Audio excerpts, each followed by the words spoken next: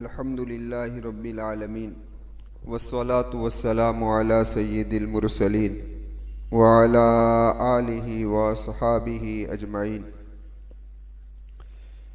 अऊज़ु बिल्लाहि मिनश शैतानिर रजीम बिस्मिल्लाहिर रहमानिर रहीम। कज़्ज़बत आदुन फ़कैफ़ कान अज़ाबी व नुज़ुर। इन्ना अरसलना अलैहिम रिहन सरसरन फ़ी यौमि नहसिम मुस्तमिर तंज़िउन नास कअन्नहुम आजाज़ु नख़लिम मुनक़इर फ़कैफ़ कान अज़ाबी व नुज़ुर वलक़द यस्सरनल क़ुरआन लिज़्ज़िक्रि फ़हल मिन मुद्दकिर। सदक़ल्लाहुल अज़ीम। मुअज़्ज़ज़ सामीन किराम और पर्दा नशीन ख़वातीन, गुज़श्ता मजलिस के अंदर कौम नूह पर अल्लाह तबारक व ताला ने जो अज़ाब नाजिल फरमाया था उसका तज़किरा था। आज जो आयत करीमा आप हज़रात के सामने तिलावत की गई है उसके अंदर अल्लाह तबारक व ताला ने कौम आद पर जो अपना अज़ाब उतारा उसका ज़िक्र है। तो सबसे पहले हमें यह समझना है कि आद है क्या। तो मुअर्रिखीन ने लिखा है कि आद एक शख्स का नाम है जो हज़रत नूह अलैहिस्सलाम से पांचवी पुस्त के अंदर आते हैं। खैर, यह आद जो है उसकी कुछ औलाद हुई और उसी की वजह से और जो कौम थी वो उसी की तरफ निस्बत करते हुए उसे कौम आद कहा जाता है। अब कुरान करीम ने कहीं आद ऊला कहा है और कहीं पर कुरान करीम ने यह कहा कि इरम ज़ातिल इमाद। इससे पता ये चला कि कौम आद को आद ऊला भी कहा गया है और इसी तरीके से इरम भी कहा गया है। आप ज़रा अंदाज़ा लगाइए तो आपके सामने ये बात आएगी कि कुरान करीम में एक जगह पर है इरम ज़ातिल इमाद, इरम ज़ातिल इमाद। अब ज़रा आप देखें कि जब कुरान ये कह रहा है कि आदे ऊला, तो इससे पता ये चला कि कोई आदे सानी भी होना चाहिए। तो यह आदे सानी है कौन? तो कि वो कौम समूद है। कौन है भाई? कौम समूद। मुअर्रिखीन ने लिखा है कि दरअसल बात यह है कि इनके दादा असल में इरम है, इसलिए इनको इरम भी कहा जाता है। आद के दादा कौन है? इरम।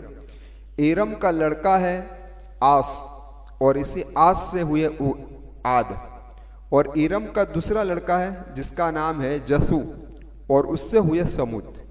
तो पता ये चला कि ये दोनों इरम की शाखें हैं, कौम आद और कौम समूद। अब अल्लाह तबारक व ताला ने इनका तज़किरा कुरान करीम में कई मकामात पर किए हैं। उनमें से एक मकाम जैसा कि मैंने अभी आप हज़रात के सामने तिलावत की, इरम ज़ातिल इमाद, के ये इरम वाल। अब ज़रा अंदाज़ा लगाओ कि उसके बारे में कुरान करीम ये कह रहा है कि अल्लती लम युखलक मिस्लुहा फिल बिलाद, कि हमने उसके मिस्ल शहर के अंदर पैदा ही नहीं की। आप ज़रा अंदाज़ा लगाओ कि जब अल्लाह ये फरमा रहा है कि हमने उसके मिसला कोई पैदा क्या ही नहीं, तो कितनी ताकत वाले होंगे और कितनी कुव्वत वाले होंगे। खैर, अब ज़रा ये भी सोच लीजिए, समझिए यहाँ पर कि आदुन ये अरबी लफ्ज़ है और उसका माना होता है पुरानी। इसी कहा जाता है, बंजर ज़मीन को भी कहा जाता है। इसी तरह किसी चीज़ पुरानी हो तो उसके बारे में कहा जाता है कि भाई आदियुन, क्या कहते हैं, शयून, कि पुरानी चीज़ है। समझ में आई बात? खैर, कहने का मकसद ये है मेरा आप हजरात से कि इस बिना पर इनको आद कहा गया। अब ज़रा आप अंदाज़ा लगाओ एक और बात का यहाँ पर कि अल्लाह तबारक व ताला ने यहाँ पर जो फरमाया है कि कज़्ज़बत आदुन फ़कैफ़ कान अज़ाबी व नुज़ुर, कि आद ने झुठलाया। किसको झुठलाया भाई? तो कि हज़रत हूद अलैहिस्सलाम को झुठलाया, क्योंकि उनकी तरफ जो नबी बनाकर भेजे गए थे वो कौन थे? हज़रत हूद अलैहिस्सलाम। कुरान करीम ने फरमाया व इला आदिन अखाहुम हूदा, कि हमने आद की तरफ उनके भाई किसको भेजा? हूद को भेजा। लिखा है किताबों के अंदर कि इनके 13 खानदान थे और अमान से लेकर हज़रमौत और यमन तक ये लोग फैले हुए थे। बड़ी ताकतवर कौम थी, साथ साथ के अंदर बागात थे, महल्लात, बड़े ऊंचे ऊंचे महल्लात इनके बने हुए थे, और सरसब्ज शादाबी के अंदर वो अपनी जिंदगी को गुजार रहे थे। आपने नाम सुना होगा अहराम मिस्र का, कि मिस्र के अंदर 6 कोना मीनारे हैं। कितने मीनारे हैं? 6 कोने वाले मीनारे हैं। अब उसके बारे में मुअर्रिखीन ने लिखा है कि 2 मीनारे तो ऐसे हैं कि जो हजरत नूह अलैहिस्सलाम के ज़माने से पहले हैं, और उनमें से एक मीनारा जो है उसके अंदर हजरत शीस अलैहिस्सलाम की कब्र है, और दूसरे मीनारे के अंदर हजरत इदरीस अलैहिस्सलाम की कब्र है। और बाकी जो 4 मीनारे हैं, इन 4 मीनारों पर फराइन कहते हैं, फिरौन का बहुवचन है, जमा है, और मिस्र के बादशाह को फिरौन कहा जाता है। तो पता है चला कि इन फिरौनों की इसके अंदर क्या है? कब्रें हैं। अब मुअर्रिखीन ने लिखा है कि 6,500 साल गुजर गए, लेकिन इस इमारत के अंदर कोई फर्क आया नहीं। उनको बनाने के अंदर जो बड़े बड़े पत्थर इस्तेमाल किए गए हैं, वो पत्थर उस जमाने में न कोई क्रेन थी, न कोई चीज थी कि उठा कर वहां पर डाले जाए, बल्कि अपनी ही ताकत पर उठाकर ये लोग वहां पर पहुंचाते थे। इसमें सबसे ऊंचा मीनारा जो है उसके बारे में लिखा है कि वो 400 फीट का मीनारा है। अब अंदाजा लगाओ, 400 फीट होता है 40 मंजिला इमारत। इतना बड़ा ये मीनारा है, और वहां तक इतने बड़े बड़े पत्थर इन लोगों ने पहुंचाए हैं। तो इतनी ताकतवर ये कौम थी। खैर, इनका ज़माना कौन सा है तो उसके बारे में कुरान करीम ने कुरान करीम में उसका कहीं तस्कीरा नहीं है, लेकिन अल्लामा जलालुद्दीन सुयूती रहमतुल्लाह अलैह का कौल है। लेकिन बाद मुअर्रिखीन ने कहा है कि हज़रत नूह अलैहिस्सलाम के बाद 200 साल के बाद ये कौम उरूज पर पहुंची, और बादों ने कहा कि 900 साल के बाद ये कौम उरूज पर पहुंची। अल्लामा जलालुद्दीन सुयूती रहमतुल्लाह अलैह फरमाते हैं कि हजरत नूह अलैहिस्सलाम के बाद 2600 साल के बाद ये कौम उरूज पर पहुंची। और उन्होंने ये कहा कि मिस्र बिन बुसीर एक बादशाह गुजरा है, उसी बादशाह के ज़माने के अंदर हजरत हूद अलैहिस्सलाम इनकी तरफ नबी बनाकर भेजे गए थे। और लिखा है कि इस बादशाह की दौरे हुकूमत का जो ज़माना है वो 480 साल तक चला है। कितने? क्योंकि उस ज़माने में लोगों की उम्रें बड़ी होती थी। खुद हजरत हूद अलैहिस्सलाम की उम्र 464 साल है, और 400 साल तक तो हजरत हूद अलैहिस्सलाम सिर्फ लोगों को नसीहत करते रहे और दावत व तबलीग करते रहे, लेकिन चंद लोगों के अलावा कोई ईमान लाया नहीं। तो ये इतनी बड़ी उम्र के लोग थे। और कुरान ने खुद एक जगह पर तो ये फरमाया कि वज़ादकुम फिल खल्क़ि बस्ता, कि हमने उनके जिस्म के एतबार से बड़े बनाए। और उनकी हाइट के बारे में आता है कअन्नहुम आजाज़ु नख़लिम मुनक़इर, कि जिस तरीके से खजूर का तना होता है कितना ऊंचा होता है, इतने तो वो ऊंचे होते थे। और उनकी जो इमारतें बनी हुई मकानात, वो फरमाया कि 7-7 मंजिले के ये मकानात होते थे, और एक मंजिले से दूसरे मंजिले में जाने का फासला 40 गज का होता था। कितने? 40 गज का। तो इतनी ताकत वाली कौम, इतनी मजबूत कौम, जिसको अल्लाह तबारक व ताला ने इस रुए जमीन के अंदर पैदा फरमाया और शादाबी अता फरमाई।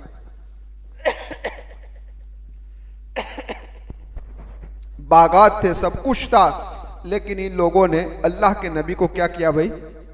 जुठलाया, और अल्लाह के नबी की तस्दीक की नहीं, जिसको कुरान करीम ने फरमाया कज़्ज़बत आदुन, कि आद ने हजरत हूद अलैहिस्सलाम को जुठलाया।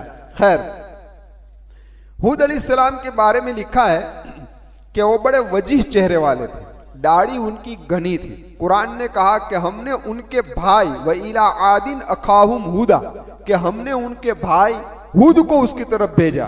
तो अब सवाल ये पैदा होता है कि कौम आद के भाई थे हजरत हूद अलैहिस्सलाम। तो मुअर्रिखीन ने और मुफस्सिरीन ने लिखा है कि देखो, कभी भाई हकीकी भाई को भी कहा जाता है कि ये भाई है, और कभी ऐसा होता है कि एक ही मजहब का साथी हो तो उसको भी भाई कहते हैं। कुरान में ने इन्नमल मुमिनूना इख्वा, के ईमान वाले सब आपस में क्या है भाई? भाई भाई। और कभी ऐसा होता है कि आदमी की जुबान एक हो तो जुबान एक होने के एतबार से भी कि यह मेरा भाई है, यानी जुबानी एतबार से क्या है, मेरा भाई है। और कभी ऐसा होता है कि कौमियत के एतबार से एक मुल्क के रहने वाले होते हैं तो क्या हम भाई भाई हैं आपस में, क्या कहते हैं, हम भाई भाई। लेकिन हजरत हूद अलैहिस्सलाम के बारे में जो ये कहा गया कि हमने उनके भाई हूद को भेजा आद की तरफ, तो ये नसबी रिश्ता था। कौन सा रिश्ता था, नसबी। इस बिना पर के कौम में आज चौथे वास्ते पर जाकर, ऊपर जाते हुए चौथे वास्ते पर साम में इनका नसबनामा मिल जाता, और हजरत हूद अलैहिस्सलाम का नसबनामा भी साम में मिल जाता, क्योंकि हजरत नूह अलैहिस्सलाम के एक साहबजादे का नाम क्या था, साम। इन्हीं की औलाद में से ये कौम थी। तो खैर अल्लाह तबारक व ताला ने उनकी तरफ नबी बनाकर जब भेजा तो हजरत हूद अलैहिस्सलाम ने उनको 3 बातें अर्ज की। कितनी बातें की? सबसे पहले तो ये कहा कि मैं तुम्हें तौहीद की दावत देता हूं। किसकी दावत देता हूं? कि अल्लाह एक है, अल्लाह के सिवा कोई माबूद नहीं है और उसके सिवा कोई परस्तिश के लायक नहीं है। यह पहली बात इनको कही। अब उसके बाद हजरत हूद अलैहिस्सलाम ने दूसरी बात उनको ये कही कि देखो, मैं तुमको इस दावत व तबलीग पर कोई मुआवजा लेता नहीं हूं, तो जरा आपके अंदर अकल हो तो इतना तो फैसला कर लो कि मैं जो तुम्हारे संवरने के लिए, तुमको बनाने के लिए जो मेहनत कर रहा हूं, मशक्कत कर रहा हूं, वो बगैर मुआवजे के और बगैर पैसे के कर रहा हूं। तो इससे ही इंसान को समझ जाना चाहिए कि भाई ये बात हक है, एक आदमी क्यों पीछे इतनी मेहनत कर रहा है बगैर पैसे के। तो ये भी अर्ज किया। दरमियान में एक बात एक अर्ज कर दूं जो मौलाना शफी साहब रहमतुल्लाह अलैह ने लिखी है कि इससे पता ये चला, क्योंकि हर नबी ने ये कहा है ला असलुकुम अलैहि अजरा, हम तुमसे कोई अजरा मांगते हैं नहीं है।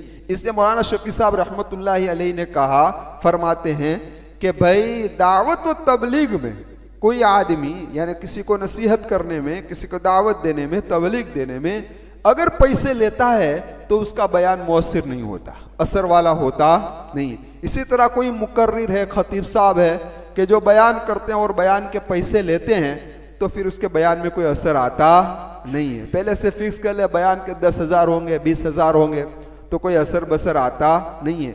वही दावत, वही तबलीग, वही वाद, वही नसीहत असर करती है जो बगैर मुआवजा के। किससे हो भाई? बगैर मुआवजा के हो, क्योंकि दीन का काम उसके अंदर कोई मुआवजा नहीं हुआ करता।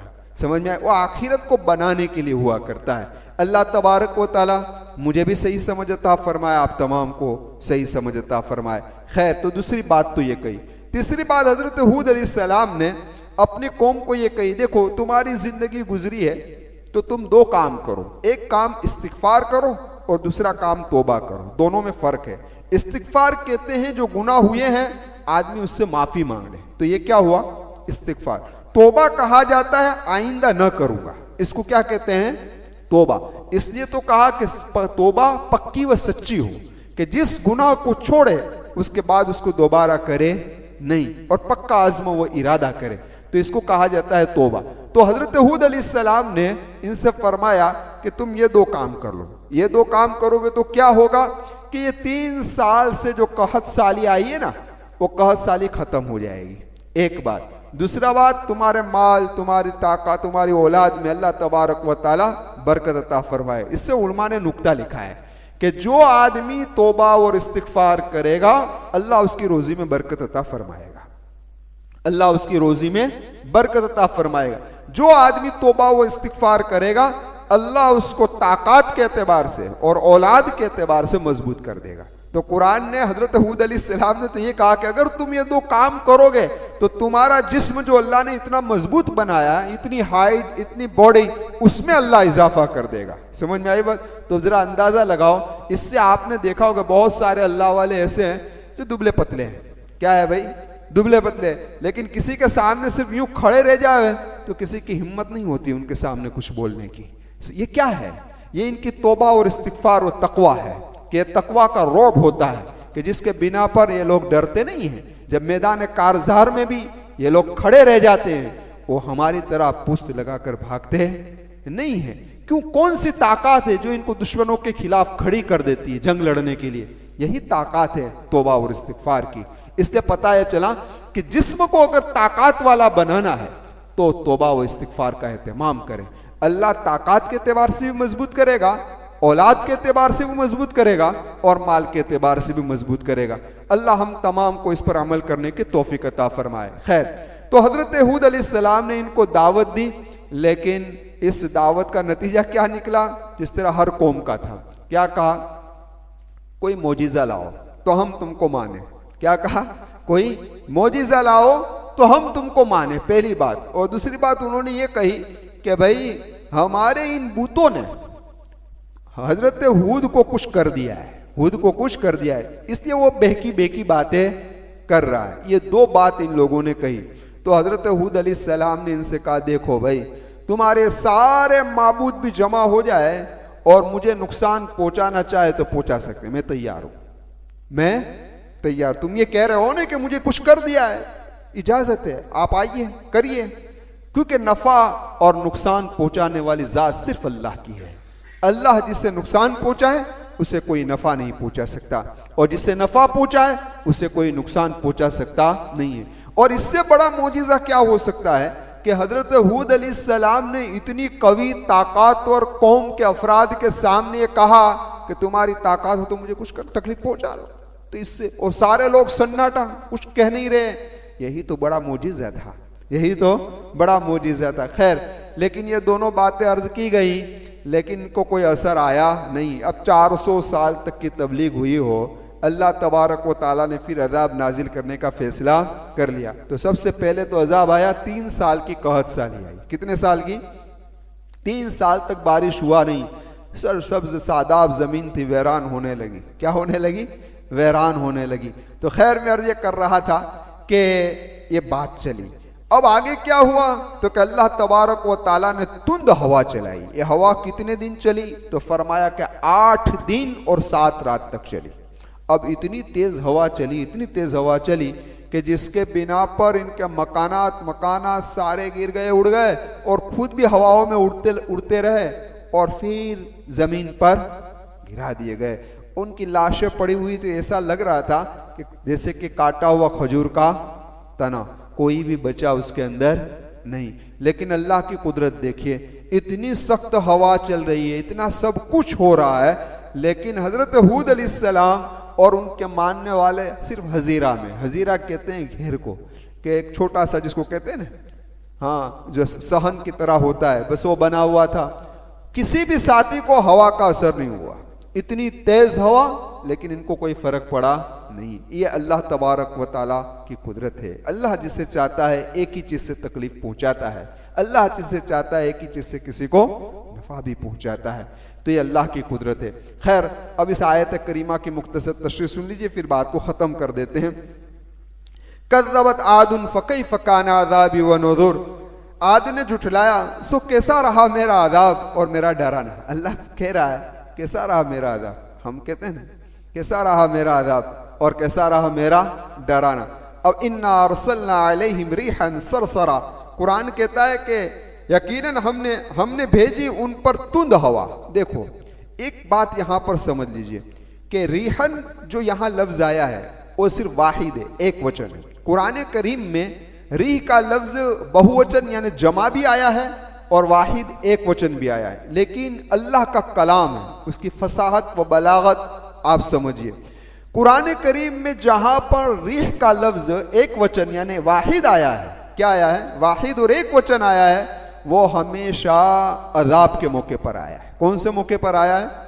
अजाब के मौके पर। लेकिन जहां कुरान करीम में रिह का लफ्ज बहुवचन और जमा आया है, वो हमेशा रहमत की जगह पर आया है। कौन सी जगह पर आया? रहमत की जगह पर। अब क्यों, उसकी क्या वजह? तो उलमा ने लिखा है उसकी वजह यह है कि देखो, रियाह बहुवचन यानी जमा है, तो बहुत सारी हवाएं, बहुत सारी हवाएं। अब जरा देखो, हवा यूं से भी चले, हवा यूं से भी चले, समझ में, दोनों तरफ से हवा जब चलती है ना, तो मैंने कहा ना कि रहमत के मौके पर हवा बहुत सारी चलती, यहां से भी चलती, यहां से भी चलती, हर जगह पर से चलती है। उसकी वजह क्या है? उसकी वजह यह है कि अगर ये तेज हवा है कि जो इंसान को नुकसान पहुंचा सकती है, तो अल्लाह तबारक व ताला उस जानिब से दूसरी हवा को भेजते हैं। ये दोनों हवा जब आपस में टकराती है तो दरमियान में से खुशगवार और नरम हवा बनकर निकल जाती है, जो इंसानों को, जानवरों को, सबको क्या देती है? फायदा देती है। समझ में आई बात? इसलिए रहमत के मौके पर अल्लाह ने कुरान करीम में जहां भी लफ्ज आया वो बहुवचन और जमा का आया, लेकिन अजाब के मौके पर एक ही वचन और वाहिद आया। यहां भी अजाब का मौका है तो एक ही वचन आया। क्यों? कि अल्लाह को अजाब भेजना है तो अजाब के लिए एक ही तरफ की हवा चलती है, दूसरी जानिब की हवा आती नहीं कि इस हवा को रोके और टकराए, ताकि अल्लाह का अजाब सही तरीके से इनको मिल जाए। इसलिए आप जरा देखें, जहां भी अजाब आया है वहां एक ही तरफ की हवा चलेगी, एक ही तरफ की। लेकिन कुरान करीम में सिर्फ एक जगह ऐसी है, एक जगह ऐसी है कि वहां तस्कीरा रहमत का है, लेकिन रिह का लफ्ज वाहिद और एक वचन आया है। वो कौन सी जगह? हुवल्लज़ी युसय्यिरुकुम फिल बर्रि वल बहर हत्ता इज़ा कुंतुम फिल फुल्क वजरैना बिहिम बिरीहिन तय्यिबतिन व फरिहू बिहा जाअतहा रिहुन आसिफ। कुरान करीम ने क्या कहा कि ये लोग जब कश्ती में सवार होते हैं ना, कश्ती में सवार होते तो हम एक पाकीज़ा हवा को चलाते हैं। देखो अल्लाह ने लफ्ज वाहिद का लाया, और क्यों पाकीज़ा हवा चलाते हैं? कश्ती उस जमाने में कोई मशीनों से चलती नहीं थी, हवा के थपेड़ों से चला करती थी। तो अगर अल्लाह हवा यहां से भी भेजते, यहां से भी भेजते, तो कश्ती बीचों बीच के अंदर ही क्या रहती? घुमरी खाने लगती। तो अल्लाह ने इंसान पर कितनी शफकत फरमाई कि उस मौके पर हवा को सिर्फ एक ही जगह से चलाया ताकि आदमी सीधे सीधा किनारे पर पहुंच जाए। तो ये अल्लाह की रहमत है। तो इस ऐसे मौके पर सिर्फ एक ही मौका है कि जहां कुरान करीम ने री के लफ्ज को वाहिद लाए। तो यहां भी वाहिद लाए, लेकिन यह अजाब का मौका है। अब कैसी हवा चली? तो कसर सरन, सन्नाटे वाली ठंडी हवा, तूंद हवा अल्लाह तबारक व तआला ने भेजी। अब ये हवा चली कितने दिन? 8 दिन और 7 रात। फी यौमिन नहसिम मुस्तमिर। कुरान ये कहता है कि नहूसत वाले दिन में। कौन से दिन में? नहूसत वाला दिन। तो पहली बात तो ये समझ लो, कोई दिन नहूसत वाला है नहीं। हमारे यहां मशहूर है कि महीने का आखिरी बुध मनहूस होता है, नऊजुबिल्लाह। इस्लाम के अंदर ऐसा कोई अकीदा नहीं है। हमारे नजदीक सब दिन क्या है भाई? बराबर है। नहूसत वाला वही दिन उस कौम के लिए होगा जिस कौम पर जिस दिन अल्लाह ने अजाब भेजा, ये उसके लिए नहूसत वाला दिन है। समझ में आई बात? वरना हर आदमी के लिए कोई भी दिन नहूसत वाला है नहीं। तो कुरान कहता है कि हमने नहूसत वाले दिन में, यानी मतलब कि वो वक्त नहूसत था, पूरा वक्त, क्योंकि एक दिन तो अजाब नहीं आया, 8 दिन और 7 रातें आई है। तो खैर ये पूरा वक्त जो था वो उनके लिए नहूसत वाला बना। कुरान ने कहा कि मुस्तमिर, दायमी। दायमी का मतलब क्या? कि आप जरा अंदाजा लगाओ, 8 दिन 7 रात बिल्कुल नहूसत वाले गुजरे, अजाब ही अजाब रहा। ये लोग इस दुनिया से क्या हो गए? रुखसत हो गए। तो अब जब आदमी दुनिया से मर जाता है तो आलम बरज़ख में पहुंच जाता है। अब कयामत तक क्या है? आलम बरज़ख है। समझ आई बात? तो अब सीधे अज़ाब कब्र के शिकार हो गए। फिर अज़ाब कब्र से उठेंगे ये लोग मैदान महशर में, तो फिर जहन्नम के हवाले हो जाएंगे। इनकी नहूसत हटी ही नहीं। जिस दिन से अज़ाब आया उस दिन से नहूसत उनके साथ लगी रही, यहां तक कि लोग जहन्नम के अंदर पहुंच जाएंगे। इसलिए कुरान ने कहा कि फी यौमिन नहसिम मुस्तमिर तंज़िउन नास, लोगों को उखाड़, उस हवा ने लोगों को उखाड़ फेंका। कान्नहुम आजाज़ु नखलिम मुनक़इर, जैसा के उखाड़े हुए खजूर के तनों की तरह। खजूर का जो तना होता है उखाड़ कर फेंक दिया जाता है, इस तरीके से लोग पड़े हुए हैं। कुरान कहता है फ़कैफ़ कान अज़ाबी व नुज़ुर, कैसा रहा मेरा अज़ाब और कैसा रहा मेरा डराना। अंदाज तो देखिए कुरान का, अज़ाब का तज़किरा कर फिर के फ़कैफ़ कान अज़ाबी व नुज़ुर, मेरा अज़ाब कैसा रहा, मेरा डराना कैसा रहा। फिर कुरान ने कहा वलक़द यस्सरनल कुरान लिज़्ज़िक्र फ़हल मिन मुद्दकिर, तहकीक के हमने कुरान को आसान कर दिया है उन लोगों के लिए जो नसीहत हासिल करना चाहे। तो इसलिए मेरे मुअज़्ज़ज़ साथियों, कौम आद भी जो है ना वो भी अल्लाह को मानती थी। समझ में आई बात? कौम आद भी अल्लाह को मानती थी। और दरमियान में एक बात और बता दूं कि हजरत नूह अलैहिस्सलाम के बाद एक मजहब चला था जिसका नाम था स्वाबी। क्या मजहब था? स्वाबी। और उनके उसूल 4 थे, तौहीद, तहारत, नमाज और रोजा। और ये सही मजहब था, बिल्कुल मजहब कैसा था? सही मजहब था। वो सही तरीके से चल रहा था, लेकिन फिर आगे जाके उसके अंदर क्या आ गई? खराबी आ गई। इसी तरीके से ये जो ये क्या कहते हैं, मजूसी लोग, पारसी लोग, इनको इजाद करने वाला इनका नबी कौन है? जरतुश्त। और जरतुश्त जिसको कहा जाता है, जरतुश्त कहा जाता है, ये भी सही मजहब था। क्या मजहब था? सही मजहब था। लेकिन आगे जाके ये बिगड़ गया, आगे जाके क्या हो गया? खराब हो गया। यहूद व नसारा भी असल के एतबार से सही मजहब पर थे, लेकिन आगे जाके उसके अंदर क्या आ गई? खराबी आ गई। तो भाई ये सब भी अल्लाह को मानते। साबी मजहब हजरत इब्राहिम अलैहिस्सलाम तक चला है, और हजरत इब्राहिम अलैहिस्सलाम के ज़माने में ये मज़हब ख़त्म हुआ, और फिर ये शिर्क आम हो गया। तौहीद वाले खुद गिने चुने लोग थे, फिर अल्लाह ने हजरत इब्राहिम अलैहिस्सलाम को भेजा। ज़रा अंदाज़ा लगाओ, ये सब अल्लाह को मानने वाले थे।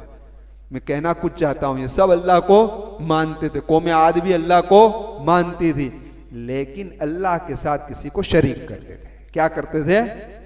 शरीक करते थे। अल्लाह तो है ही, लेकिन ये भी है साथ में, शरीक करते थे। इसलिए शिर्क से बचना चाहिए। अल्लाह की ज़ात के साथ, अल्लाह की सिफात में किसी को शरीक नहीं करना चाहिए। जो ज़ात अल्लाह ही के लिए जो काम है वो अल्लाह ही, उसके अलावा उसके साथ और कोई है नहीं। अल्लाह तबारक व तआला से दुआ करता हूँ, अल्लाह हमें हक दिखला दे। इसलिए इस दुआ का एहतमाम करें, अल्लाहुम्मा अरिनल हक्का हक्कन वरज़ुक़ना इत्तिबा। ए अल्लाह हक दिखला दे और हक की इत्तिबा नसीब फरमा दे। वारिनल बातिल बातिलन वरज़ुक़ना इज्तिनाबा, बातिल भी दिखला दे और बातिल से बचा दे। समझ में आई बात? अल्लाह से दुआ करता हूँ अल्लाह ईमान ही की हालत में रखे, ईमान ही की हालत में हमें इस दुनिया से रुखसत फरमाए। अल्लाह शिर्क से, बिदआत से, खुराफात से हमारी हिफाजत फरमाए। आमीन। व आखिर दावाना अनिल हम्दुलिल्लाहि रब्बिल आलमीन।